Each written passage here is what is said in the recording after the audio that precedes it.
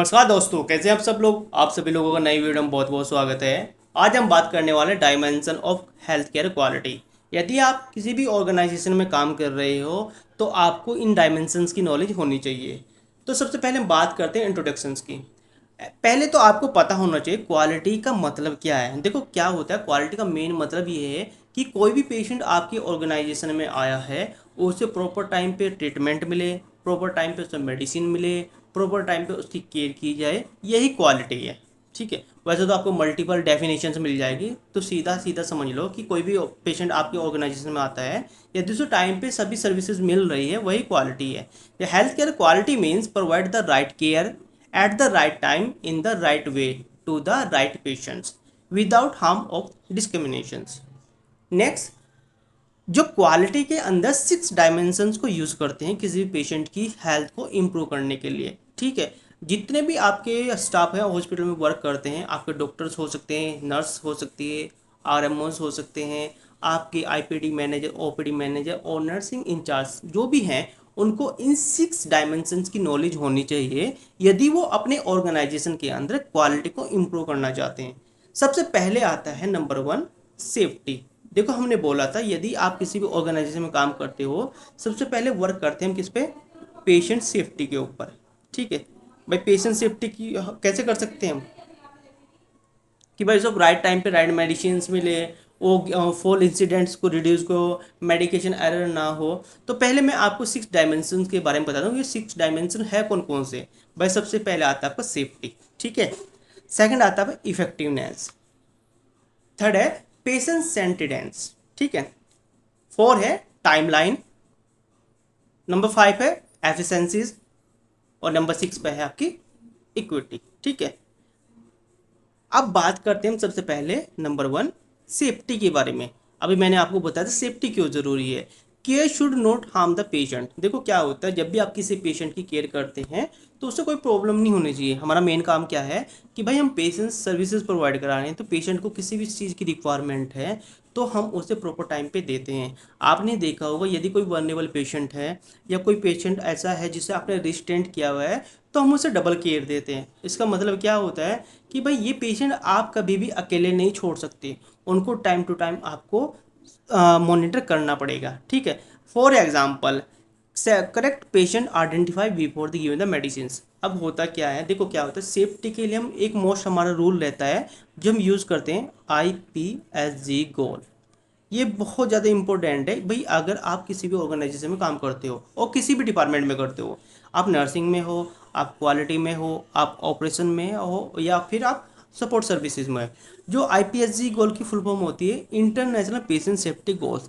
इसका मेन काम क्या है कि यदि कोई पेशेंट आपका एडमिट है तो आपको उसकी केयर कैसे करनी है। भाई सपोज आपको मेडिसिन देनी है पेशेंट को, भाई पेशेंट को मेडिसिन देने से पहले आपको उस पेशेंट को आइडेंटिफाई करना पड़ेगा। सपोज मैं बता, फॉर एग्जांपल आप किसी पेशेंट के पास गए और आपने काउंटर से मेडिसिन दी और आपको पता काउंटर पे मल्टीपल पेशेंट की मेडिसिन अवेलेबल रहती है। अब आप लेके चले गए 2 नंबर, सपोज को 2 पेशेंट है अंकित नाम के, और आपने उठा के लेके चले गए।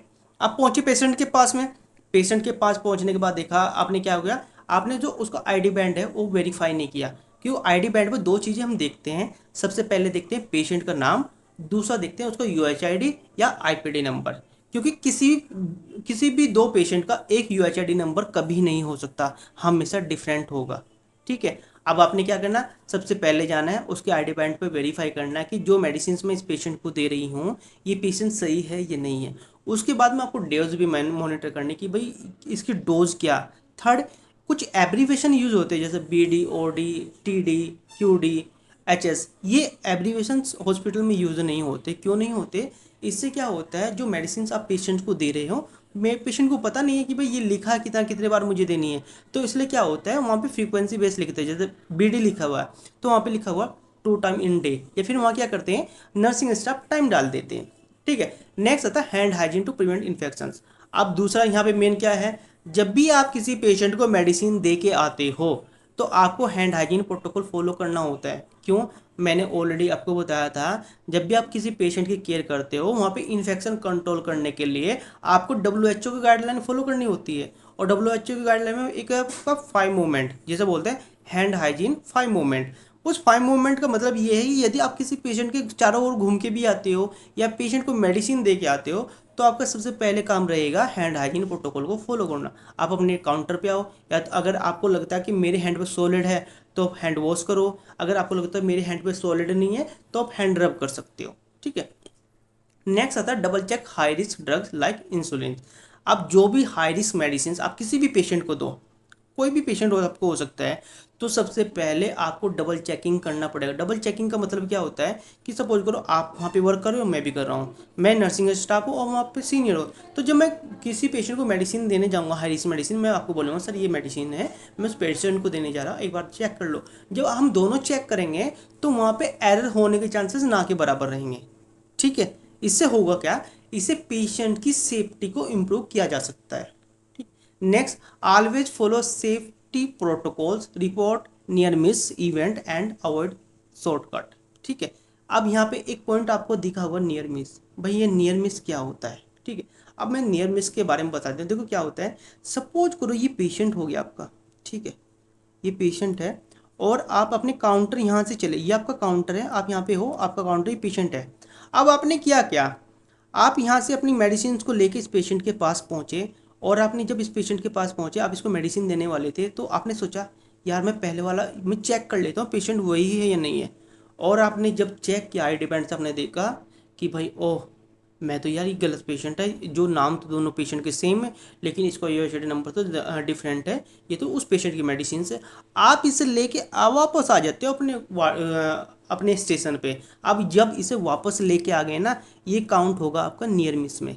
इसे बोलते हैं जो मेडिकेशन एरर है, ये आपका नियर मिस में काउंट होगा। और यदि आप इस पेशेंट को मेडिसिन दे देते और बाद में पता चलता ओ यार मैंने गलत पेशेंट को गलत मेडिसिन दे दी, ठीक है, ये तो उस पेशेंट की मेडिसिन थी, फिर वो काउंट होगा आपका मेडिकेशन एरर में, ठीक है। अब चलते हैं नेक्स्ट। नेक्स्ट है सेकंड नंबर है effectiveness. Care must be based on the scientific evidence and best practice. भाई जिस पेशेंट की भी आप केयर कर रहे हो उसके एविडेंस अवेलेबल होने चाहिए। भाई अगर कोई मेडिसिन लिख के दी है डॉक्टर ने, तो डॉक्टर के नोट्स अवेलेबल होने चाहिए, उस मेडिसिन का नाम अवेलेबल होना चाहिए उसमें, ठीक है। अब मैं फॉर एग्जांपल बता देता हूँ कि जब भी आप किसी पेशेंट को मेडिसिन देते हो तो वहाँ पे एक स्टैंडर्ड ट्रीटमेंट गाइडलाइन हम फॉलो करते हैं, जिसमें उस स्टैंडर्ड गाइडलाइन में सब कुछ लिखा होता है कि भाई अगर आप किसी पेशेंट को ये मेडिसिन दोगे तो फ्रीक्वेंसी क्या होगी, टाइम ड्यूरेशन क्या होगी, कितने अमाउंट में आपको देनी होगी, ठीक है। नेक्स्ट, अवॉइड अननेसेसरी एंटीबायोटिक और टेस्ट। देखो क्या होता है, आपने क्या किया, किसी पेशेंट को सपोज करो उसे यूटीआई हुआ है, यूटीआई यानी यूरिनरी ट्रैक्ट इन्फेक्शन हुआ है। अब क्या है, डॉक्टर ने उसके लिए एंटीबायोटिक चला दी। अब डॉक्टर ने बोला कि भाई 3 दिन तक इसको एंटीबायोटिक चलानी है, उसके बाद बंद कर देनी है। लेकिन 3 दिन कंप्लीट होने के बाद भी आप एंटीबायोटिक चला रहे हो, भाई कम से कम आपको डॉक्टर से बात तो करनी पड़ेगी कि भाई सर आपने 3 दिन के लिए बोला था, मैंने ऑलरेडी 3 डे तक इसको एंटीबायोटिक दी और उसके बाद मुझे कंटिन्यू देनी या नहीं देनी। तो आपको क्या करना है, आपको डॉक्टर से कंसर्न करना है। अगर डॉक्टर आपको अथॉरिटी देता है तो आप दे सकते हो, अदरवाइज आपको स्टॉप करना। तो वहाँ पे वो क्या करना, आपको अवॉइड करना जो अननेसेसरी एंटीबायोटिक, मल्टीपल एंटीबायोटिक भी देते ना, तो जो भी मेडिसिन एंटीबायोटिक रिक्वायरमेंट है बस वही दे। उसके बाद में आपने देखा होगा कि मल्टीपल टेस्ट कराते हैं पेशेंट के, जैसे आपको सीपीसी हो गया, प्लेटलेट्स हो गया, केएफटी हो गया, एसजीपीटी हो गया, मल्टीपल टेस्ट करते हो। अगर डॉक्टर ने बोला है और डॉक्टर को रिक्वायरमेंट है उस टेस्ट की तो कराओ, अदरवाइज आपको मल्टीपल टेस्ट कराने की ज़रूरत नहीं है, ठीक है। Next, follow doctor order carefully, avoid giving treatment without clear indications. ये इंपॉर्टेंट क्यों है कि भाई आप जब भी किसी पेशेंट को मेडिसिन दोगे तो कम से कम डॉक्टर ऑर्डर होने चाहिए। मैंने जैसे पहले बताया था, जब भी आप किसी पेशेंट को मेडिसिन दोगे आपके पास में डॉक्टर ने पहले उस मेडिसिन के बारे में बताया होगा आपको, कि आपके उसके नोट्स में लिखा होगा भाई आपको इस पेशेंट को ये मेडिसिन देनी है, उसके बाद ही तो आपको मेडिसिन चलानी है। और जब तक आप डॉक्टर आपको अथॉरिटी नहीं देता, आपको सेल्फ में मेडिसिन नहीं देनी है। आप चाहो कि भाई मैं तो नर्सिंग स्टाफ हूँ, मुझे तो 20 साल का एक्सपीरियंस है, मैं मेडिसिन दे देता हूँ, नहीं। आपको क्या करना है, सबसे पहले डॉक्टर से डिस्कस करना है कि सर इस पेशेंट को ये प्रॉब्लम है, इसको मेडिसिन कौन देनी है। अभी यहाँ पे आप वर्बल ऑर्डर भी यूज़ करते हो, वर्बल ऑर्डर को मैं नेक्स्ट वीडियो में एक्सप्लेन करने वाला हूँ, क्योंकि वो भी बहुत ज़्यादा इंपॉर्टेंट एक टॉपिक है आपके लिए, यदि आप नर्सिंग में वर्क कर रहे हो उसके बारे में भी मैं आपको एक्सप्लेन करूँगा। नेक्स्ट आता है आपका थर्ड, पेशेंट सेंटरनेस। इसमें क्या होता है, care should respect patient need, culture and choice. अब जो भी पेशेंट आपका एडमिट हो रखा है भाई, उसकी रिस्पेक्ट बहुत ज़रूरी है। आपको देखो, जब तक आप उसे एज ए फैमिली ट्रीट नहीं करोगे ना, तो आपकी बॉन्डिंग अच्छी नहीं होगी, पेशेंट की रिकवरी भी ज़्यादा नहीं हो पाएगी। मैं फॉर एग्जांपल बता देता हूँ। लिश आपने देखा हो, कभी कभी ऐसा होता है, आप किसी डिपार्टमेंट में काम कर रहे हो और वहाँ पे पेशेंट कुछ ना कुछ बोलता रहता है कि भाई ये कर लो, और आप उसकी सुनते ही नहीं हो।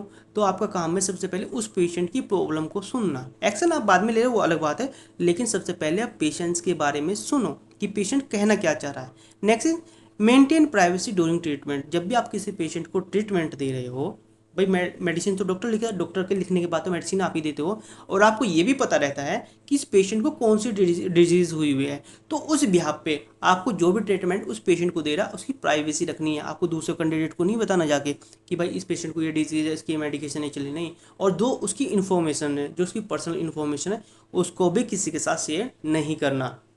नेक्स्ट आता है explain procedure in the simple language.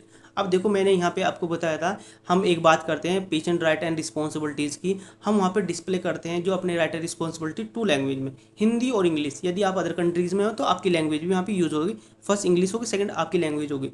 उसका मतलब क्या होता है, जब भी आप किसी पेशेंट को कोई ट्रीटमेंट देते हो, उसका कोई भी प्रोसीजर चलते हो, आप उसे सिर्फ उसी लैंग्वेज में बताते हैं जो उसको समझ में आती है। सपोज करो कि मुझे हिंदी समझ में आती है, तो आप मुझे हिंदी में बताओगे तो मैं हिंदी में तो समझ पाऊंगा, हाँ सही बोले क्या मेरा ट्रीटमेंट। आप मुझे फ्रेंच में बताने लग जाओ, मैं समझ में आ जाएगा नहीं आएगा। ठीक है, तो इसलिए आपको सिंपल लैंग्वेज में बताना है। Next, treat every patient with dignity and empathy. मैंने ऑलरेडी आपको बताया, जब भी आप किसी पेशेंट को ट्रीट करते हो तो आप उसे अपना फैमिली मेम्बर समझ के ट्रीट करो। जैसे आपका कोई गार्जियन हो सकता है, आपके पेरेंट्स हो सकते हैं, आपके अंकल हो सकते हैं। तो इससे दो चीज़ें होंगी, उस पेशेंट का ट्रस्ट भी आपके ऊपर बनेगा और आपकी बॉन्डिंग भी उसके साथ में अच्छी होगी। ठीक है, नेक्स्ट आता है आपका टाइम लाइन्स। टाइम लाइन्स क्या होता है, provide care without harmful delay. देखो क्या होता है, ये बहुत ज़रूरी, जब भी आप किसी पेशेंट को ट्रीटमेंट प्रोवाइड कराते हो आपको डिले नहीं करना। मैं बताता हूँ, सपोज करो कि डॉक्टर ने बोला कि भाई इस पेशेंट को मेडिसिन 10 o'clock देनी है या मॉर्निंग में 8 o'clock देनी है, 8 बजे देनी है, और आप दे रहे हो 12 बजे। ठीक है, अब उसने बोला कि भाई इसको तो 1 टाइम देनी है और आप दे रहे हो सिर्फ 3 time, 3 time, morning afternoon evening. तो ये चीज़ें सही नहीं है। तो आपको जो भी उसको ट्रीटमेंट प्रोवाइड कराना है, तो आपको इस तरह से प्रोवाइड कराना है कि उससे कोई भी प्रॉब्लम ना हो। ठीक है, next, immediate response in emergency. Suppose करो किसी पेशेंट को पेन बहुत ज़्यादा हो रहा है। ठीक है, पेन के बारे में आप जानते हो, पेन मॉनिटर कैसे होता है। उसके बाद में उसे कार्डियक अरेस्ट हो रहा है या उसे अस्थमा प्रॉब्लम हो रही है, और आप उसे बुला रहे हो, वो आपको बुला रहा है लेकिन आप जाने को तैयार नहीं हो रहे। तो इस कंडीशन में आपको प्रॉपर एकदम से इमीडिएट रिस्पॉन्स लेना है उसे ट्रीट देने के लिए। सपोज किसी को कार्डियक अरेस्ट आ गया, तो आपको सबसे पहले जाना है, उसकी वाइटल चेक करने हैं, जो भी आपको प्रोटोकॉल फॉलो करना है। उसके बाद में आपको कंप्रेशन स्टार्ट करने हैं। ठीक है, अब नेक्स्ट आता है आपका reduce waiting time for the test for the consultations. आपने देखा होगा कि ओपीडी में जब आप किसी डॉक्टर्स को दिखाने जाते हो, आपको फीवर है मान लिया या आपको पेन है, आप डॉक्टर के पास गए कि सर मुझे पेन है। लेकिन पहले क्या होता है, जब आप किसी भी कॉर्पोरेट या मल्टी लेवल हॉस्पिटल में जाते हो, आपको 9 बजे स्लिप बन जाती है, पेन आपको ऑटोमेटिक रहता है, आप इमरजेंसी में नहीं जाते, आप ओपीडी में दिखाना चाहते हो। डॉक्टर आ रहा है 10 बजे, ठीक है, 10 बजे भी आ गया, 10 बजे आने के बाद में आप 10:30 11 बजे तक बैठे हैं। तो ऐसा नहीं होना चाहिए। पेशेंट को, अगर पेशेंट आया है तो टाइम से उसको ट्रीटमेंट मिलना चाहिए। ठीक है, नेक्स्ट है B punctual, response quickly, call well and ensure patient do want the unnecessary. दूसरा, यदि कोई भी पेशेंट आपका, सपोज करो आपका डिलक्स में एडमिट है, ठीक है, आपने देखा होगा जो कॉल बेल सिस्टम है हमारे वार्ड में यूज़ होता है, आपके आईसीयू में भी हो सकता है, जनरल वार्ड में भी हो सकता है, डिलक्स में भी हो सकता है। तो यदि किसी पेशेंट ने भी कॉल बेल्स को कंप्रेस किया, उसने बजाया है, तो आपकी रोल और रिस्पॉन्सिबिलिटी है सबसे पहले आप उस पेशेंट के पास जाएं, उसके सुने कि उसे प्रॉब्लम क्या है। ठीक है, नेक्स्ट आता है आपका ना एफिशिएंसी। एफिशिएंसी क्यों, avoid waste of time, supplies and resource. आपने देखा होगा जैसे आप मल्टीपल टेस्ट कराते हो, रेडियोलॉजी टेस्ट कराते हो, पैथोलॉजी टेस्ट कराते हो, आपकी मेडिसिन आती है, तो उसमें काफ़ी टाइम वेस्ट हो जाता है, डॉक्टर नहीं आया आपका 2-2 दिन देखने के लिए। तो ऐसा नहीं होना चाहिए, टाइम से ही जो पेशेंट है उसको ट्रीटमेंट होना चाहिए, और उसका टाइम भी ज़्यादा कंज्यूमेबल नहीं होना चाहिए। आपने जैसे जैसे देखा होगा, जब कोई पेशेंट डिस्चार्ज होकर जाता है तो हम वहाँ पे क्या करते हैं, डिस्चार्ज डेट मॉनिटर करते हैं। तो उस डेट को मॉनिटर करने का मतलब ये है कि जो पेशेंट हमारा डिस्चार्ज होके जा रहा है उसे पर्टिकुलर उसी टाइम में प्रॉपर ट्रीटमेंट मिलता रहे और प्रॉपर उसे डिस्चार्ज टाइम ड्यूरेशन के बिहाफ पे कर दिया जाए। ऐसा तो नहीं है हमें पता कि हमारा जो टाइम ड्यूरेशन 180 मिनट्स यानी 3 घंटे, लेकिन पेशेंट जा रहा है 10 घंटे में डिस्चार्ज होके, तो वो नहीं चीज़ें होनी चाहिए। ठीक है। Next, for example, don't repeat unnecessary test. आपने देखा होगा कभी कभी ऑर्गेनाइजेशन में मल्टीपल टेस्ट कराते रहते हैं, यार ये भी टेस्ट करा दो, ये भी करा दो, चाहे ज़रूरत भी नहीं, वो चीज़ें नहीं होनी थी। Use equipment and medicine carefully. जब भी आप किसी पेशेंट को, सपोज को आप वेंटिलेटर पर लेके जा रहे हो, तो आपको केयरफुली यूज़ करना है। जो भी मेडिसिन आपको दे रही है वो डबल चेकिंग करनी है, आपको वेरीफाई करनी है, तभी उसको मेडिसिन देनी है। Use hospital resource wisely, avoid delay and organise your work properly. ठीक है। अब नेक्स्ट है इक्विटी।